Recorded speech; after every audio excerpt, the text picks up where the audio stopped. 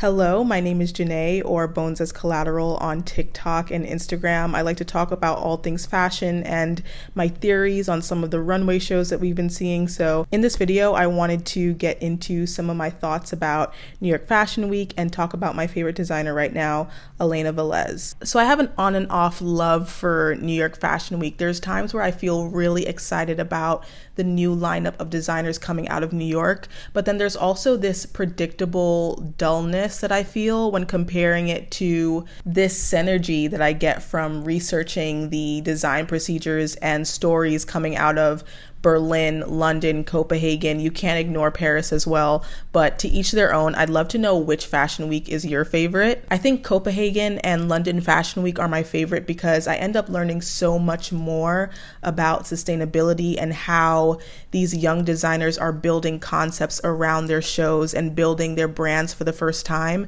There's so many new designers that I learned about by watching Copenhagen and London Fashion Week. I did see a comment about how New York Fashion Week is now adapting to a new crowd of designers. The big names that really built American contemporary fashion in New York aren't at the forefront as much for New York Fashion Week. Our eyes are shifting over to really interesting new stories happening at Puppets and Puppets, Colleen Estrada, Akuta Oslada, Sandy Liang, Dion Lee. Dion Lee has been around since 2009, but I think there's a new chapter happening over there as well. Peter Do is the one New York Fashion Week show that I really drop everything to watch, and the team only shows about once a year.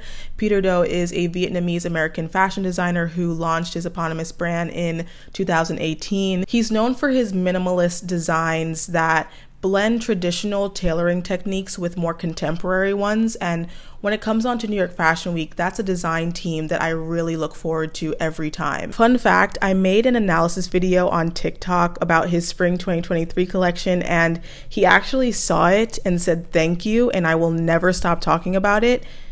You should subscribe to my YouTube channel. One of my favorite up-and-coming designers on the New York Fashion Week calendar is Elena Velez, and I wanted to get into her philosophy as a designer, some of the things that she's created so far, and talk about her latest collection. Elena Velez is an American fashion designer, also CFDA's Designer of the Year for 2022, originally from Milwaukee, but based in New York City, and her work is built off of a few themes and intentions. Being from Milwaukee influences Elena's philosophy as a designer, and she mentions that a lot in her work. She was raised by a single mother who is a ship captain on the Great Lakes, and she mentions growing up around shipping docks, engine rooms, that real all-American male-dominated industrialism. I mentioned the details of Elena's mother being a single mom because that upbringing does influence how she presents femininity and beauty to us on the runway. When being interviewed, Elena has mentioned that she toils with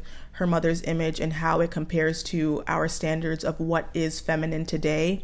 She found herself yearning for her mother to be seen as beautiful, and her Midwestern perspective really highlights the women, men, workers, and artists that are often forgotten about in these flyover states. And on the other end of that, I'm not sure what the culture is like over in Wisconsin, but I can imagine that she's also bridging a gap of gender, age, race, and creative diversity by bringing this movement back home to Milwaukee as well. Coming back to the subject of beauty standards and reimagining those standards, her models have no age limitation, and her casting is just very compelling and crucial to understanding what her objective is. She tends to cast models from her hometown and commission local artists from the Midwest for her shows. So throughout the brand's ethos, there is this recognition for the forgotten communities, workers, mothers, women, subcultures, etc. She uses the term geographical decentralization to express the notion that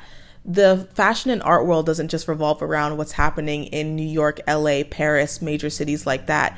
The Midwest have a creative voice as well. The last point that I wanted to make about her philosophy, her thought process, is there's something very maternal about her shows as well. In the fall 2022 collection, the show opened up with this long conservative dress that kind of reminded me of a 19th century nightgown. There was some evening wear in the show, a play on corporate wear, a streetwear element to it as well, but then the last model walked out holding a child with this open slit at the mid chest to stomach area, and the entire show just really reminded me of the many cycles the female body adapts to, including motherhood. There was a photo of Julia Fox and her son at one of the shows, both wearing custom Elena Velez. I actually did it myself.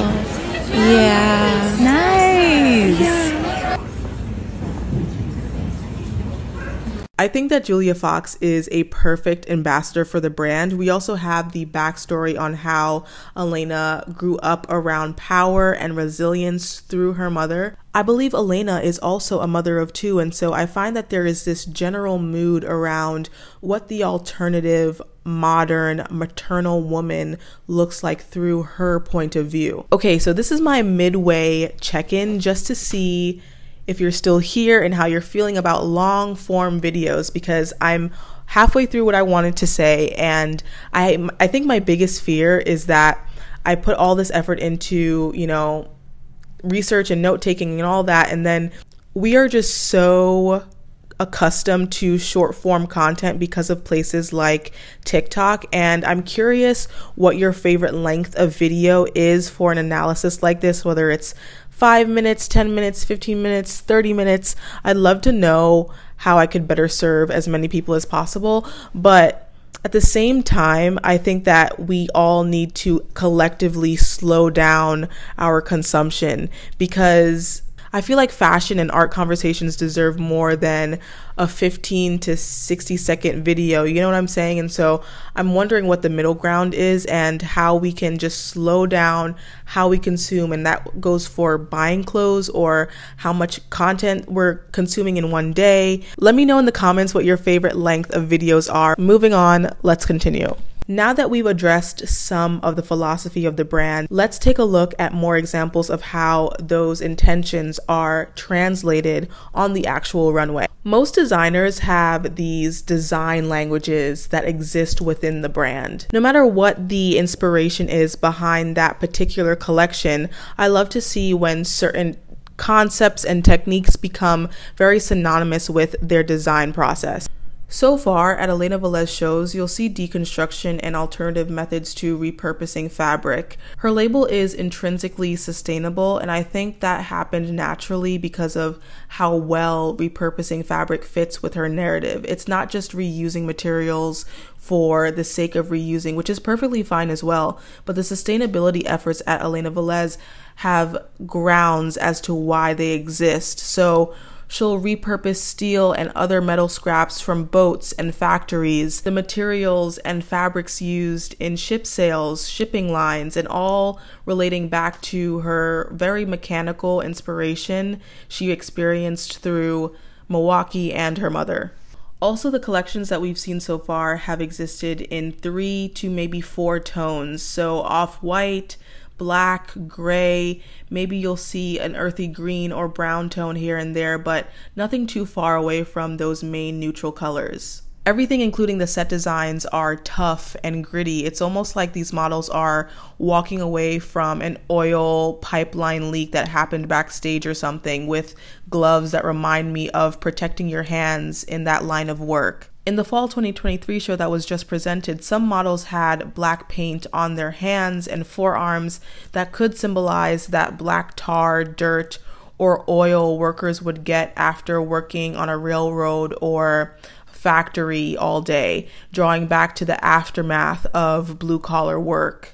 I also love the contrast of metal and corsetry in her shows. She's inspired by industrial architecture, but I'm also guessing maybe some brutalism as well.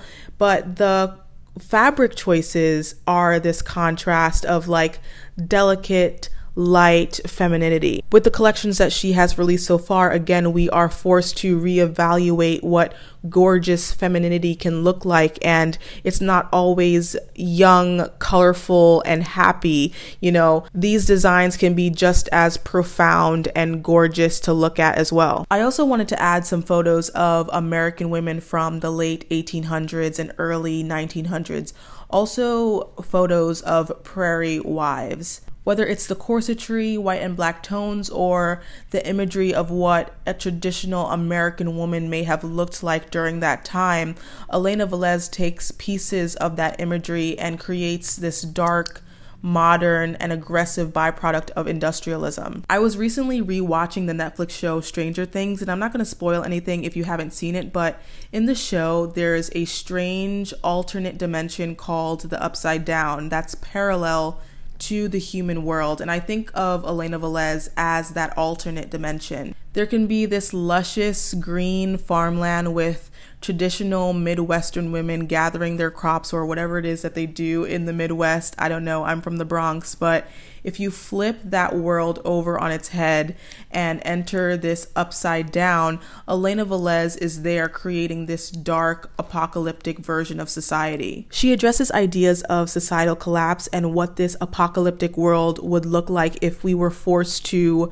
repurpose clothing and be conservative with our resources, which also goes back to her sustainability practices. Overall, I really appreciate Elena's perspective and the perspective of American designers that aren't from major cities like New York or LA. I believe she made her New York Fashion Week debut back in September 2021, so we're just witnessing the beginnings of such a compelling story and point of view. Let me know your thoughts on Elena Velez in the comments. Thank you so much for watching this all the way through. As I'm recording this, London Fashion Week is still going on, so there's a lot more to talk about. I will see you in the next video. Bye.